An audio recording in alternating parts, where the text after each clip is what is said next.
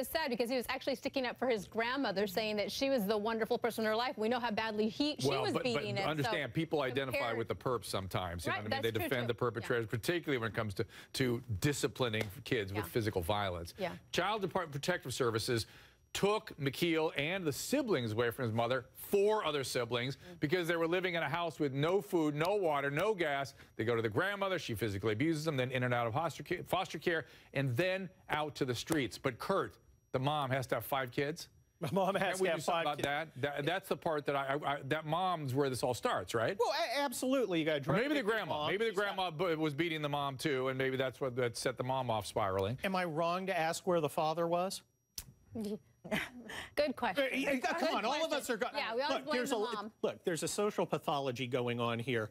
The family unit is falling apart. Look, all families are not great. Sometimes you have a mom and a dad who are both bad. But, you know, if you want to give the kid the best shot, you have a mom, you have a dad, they're not doing drugs, they're taking care of their kids, and they're not beating the hell out of them. Is that too much to ask? But the mom here was a drug addict. I mean, sometimes you have one parent who's much better than having 2 bad parents. Sarah, but here, Sarah, you're making my point, which is we have a kid with mental illness, we have a mom with mental illness. Can't we do a better job on behalf of these people? Because that's my point, is the mom has 5 kids.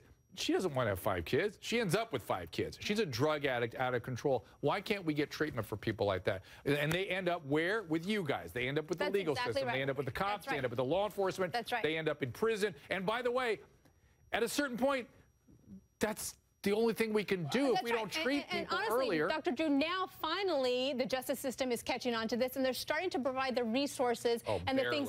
But Dr. Drew, let me say this. It's not really their fault. It should be being administered earlier than before they commit the crimes. I mean, it's a stopgap afterwards. It's too late. Somebody's dead, as in this case. I agree with Lonnie, because by the time they get to the criminal justice system and a court is addressing the drug addiction or whatever addiction there is through some kind of a court county program, those programs are nothing. It's an hour a week outpatient. They're nothing, and these are people that need multi-year, highly intensive, very labor, very expensive, long-term kinds of things.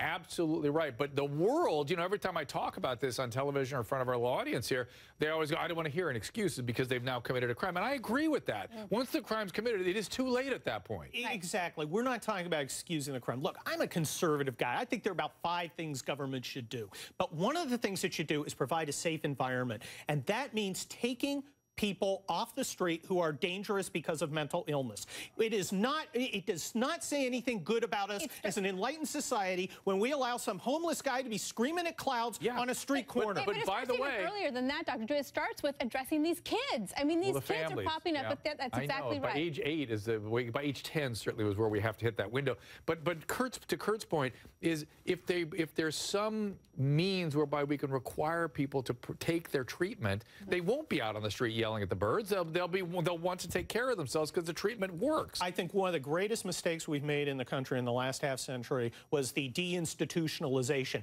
because institutionalization in itself is not necessarily bad. It's not the answer for everybody, but you know, Drew, it's the answer for many people. Many people who are out there who are hurting themselves, who are hurting others. I think at some point, again, you guys, the attorneys, but at some point, the needs of the community have to be considered as opposed to merely the needs of the individual.